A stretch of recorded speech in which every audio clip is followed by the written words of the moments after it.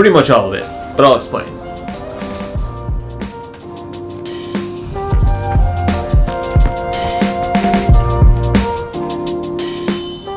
Okay. So let's talk about easy pace. Right now I'm on a 5-mile run, going about, well, right now I'm going like 8:30 pace, but most of this run's probably gonna be more like 9-minute pace on average. Before I even make any comparisons, I do wanna say one thing, and that's that a lot of people look at easy runs wrong. Like, you don't force your easy runs to become faster. Your easy pace is determined by your fitness, not the other way around. You don't start running a certain easy pace and thus you get fitter. You get fitter and thus you run a better easy pace. So thankfully I'm pretty good with that effort. Like, that became very intuitive to me of how to truly run easy. So back in the day, this run, it is very hilly around where I live. I'm on a flat section right now, but most of this run is super hilly. Then I probably would have been 7-minute pace average, if I had to guess, at this exact same effort, exact same heart rate and everything. That'll give you some perspective. 2 minutes slower a mile. But again, I'm not gonna force it. I'm not gonna force the easy pace faster. It's just gonna get faster because I get fitter.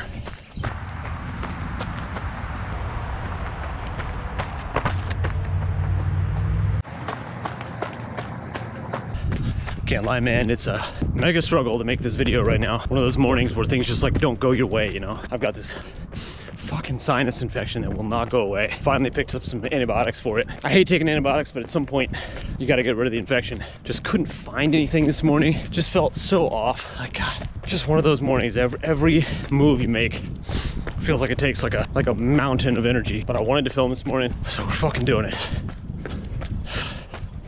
All right, there's the run.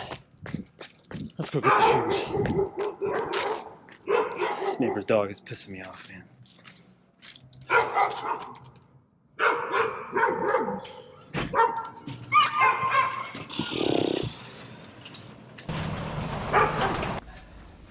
So I got a pair of the Streak Fly, I can't remember what they're called exactly, but Streak Flies. So I used to wear Streak Flies back in the day when I would do like any sort of track workout or anything like that. We never wanted to wear spikes too often, so I'd always wear the flats.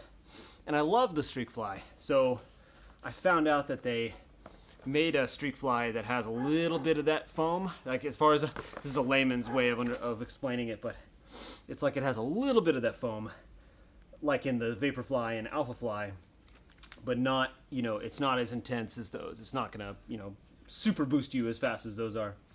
But the Alpha Fly right now, the newest Alpha Fly, is $275. This I got for $110. So I was like, yeah, that sounds good. So this is actually the first time I'm running them. I'm just gonna go do some quick strides, see how they feel.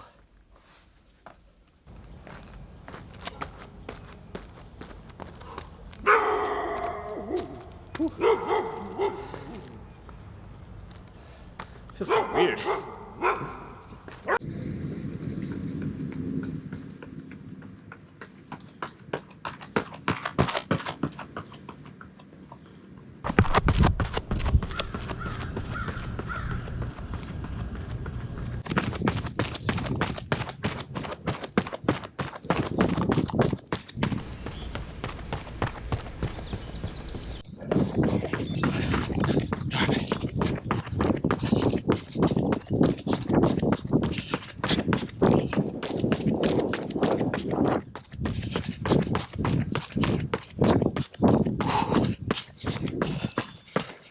Well,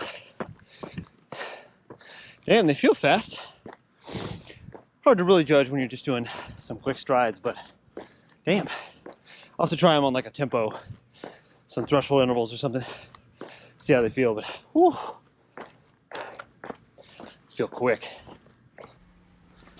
All right, so sorry about that yesterday. I was having a really bad day. The sinus infection just will not go away, and finally got some antibiotics, and because of those antibiotics, I think those are what are causing me to feel so shitty. I feel a lot better today, but I went on Reddit, saw a thread where a bunch of people were talking about taking Augmentin, feeling like absolutely exhausted. So anyway, I think that's what's going on. But let's get a little bit more specific with the fitness that I've lost in those 7 years. I think that I can accurately give like a picture of where I was at in fall 2014 that's where I would say that was like my peak aerobic fitness. I believe that that was my absolute peak. At the time, I didn't race a half, but a training partner of mine, his name's Wilkerson Given, future became a 2:11 marathoner, so I got to give him a lot of credit. But he ran a 1:03 half right around that time. I didn't race it, but I was consistently in workouts either with Wilkerson or ahead of him. I can confidently say I think I was ready to run probably about 1:03. So this December, now 2023, that was fall 2014. In December 2023, I'm running the Kiowa Island Half Marathon here in South Carolina. My goal is to run 1:30. So 1:03 to 1:30. Now, ultimately, that 1:03 is a hypothetical. I never actually raced that, so I went and found some super old training logs of mine from back then. So let's look at some of the workouts here. So let's look at this one in particular. This was the week of December 1st of 2014. On Wednesday, we did 6 times a mile on the Furman golf course. So I trained at Furman University. They have a really nice golf course that they have a cross country course on.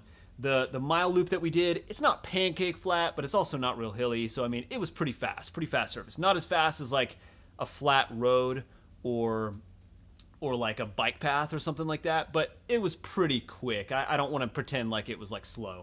So we did 6 times a mile. We went and with 3 minutes rest. So I mean, that's, this isn't like a threshold session. We were ripping it. We were going pretty hard. 4:47, 4:46, 4:45, 4:46, 4:48, 4:33. And my comment said, "Great fucking session. Felt like a jog through 3. 4 and 5 had to work a bit, but still relaxed. Worked hard on the 4:33, but felt very strong and think I had another gear. Feel great." I don't think I had another gear. I actually remember this specific workout. I was working out with these guys, in particular, several guys, a big group of guys, but 2 in particular were Jeff C. and Craig Forays. Jeff was a 1325K guy. Craig was a 819 steepler, I believe, 3K steeple.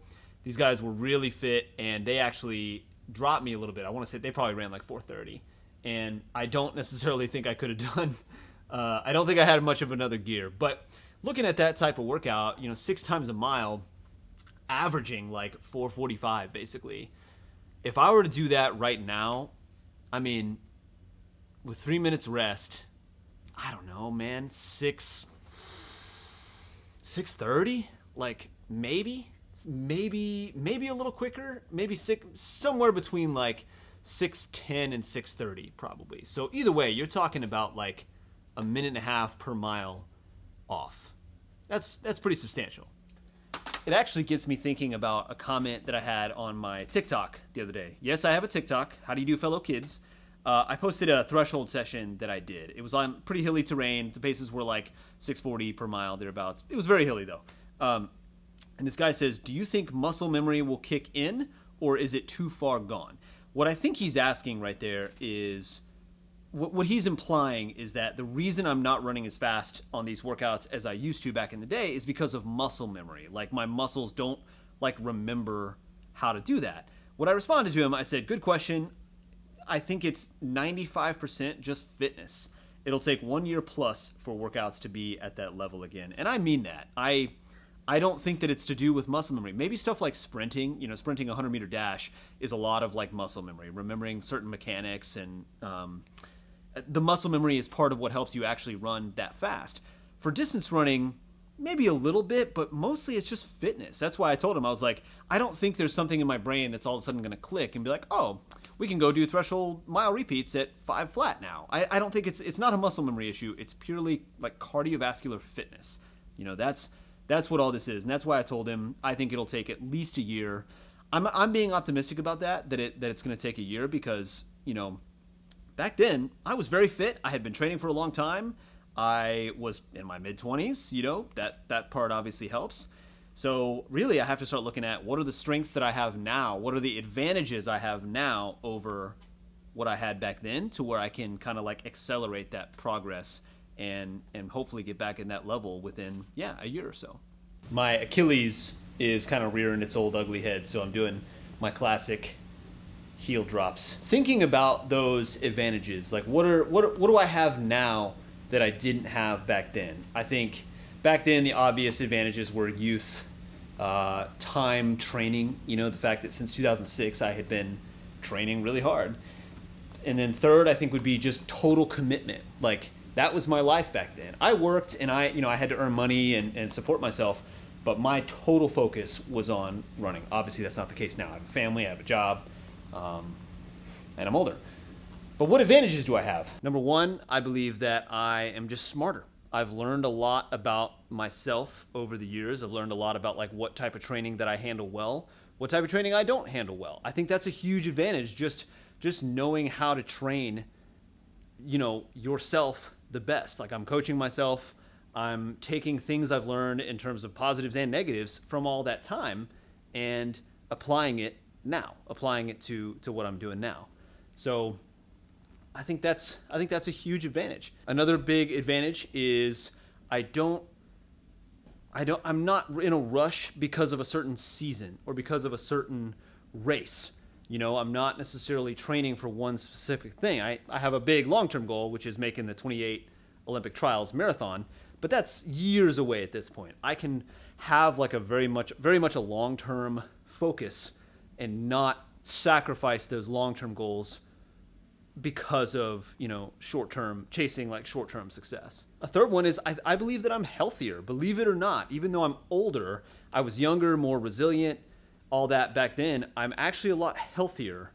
I know this is an episode where I was talking about like a sinus infection, but that's just a little thing. I was having like a heart problem, I was having a lot of hormone problems, I was having a lot of stuff in my like early to mid 20s that I actually don't have now. So I'll look at that as an advantage that I have now. Shit, I'm totally blanking on the last one. I had something else in my mind. What was it? Fuck. Oh yeah, got it.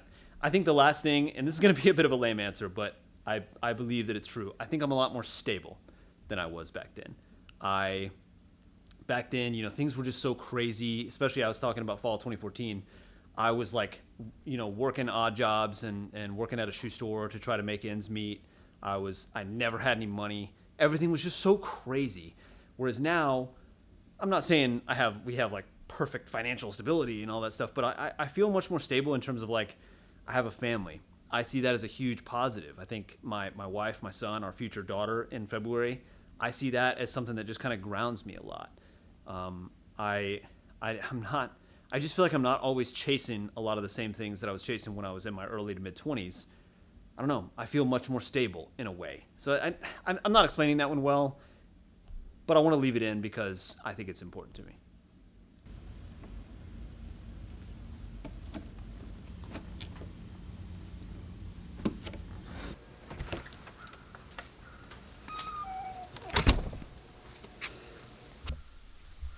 So this all makes me kind of think of one other big part of all this, which is almost like embarrassment.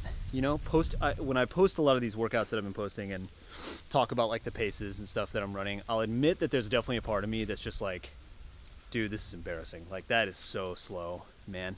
But the thing I have to keep reminding myself of is like, that's the journey. That's the reality of where I'm at. That's kind of the point of all this, This isn't, if you only post like the good stuff, if you only post the sexy stuff, that's what everybody tries to do on Instagram. That's why Instagram is such like an uncomfortable platform to be on sometimes, because you feel like people are just posting like their highlight reel, like people are only posting the positives. People are posting as if they have this perfect life, or from a training, if you're following someone's training, every training run is perfect, everything is amazing, or it's the opposite, or it's the most shitty thing of all time. It's like, no, I want to show the whole journey. And the whole journey sometimes is boring. Sometimes is kind of really unsexy. Sometimes is,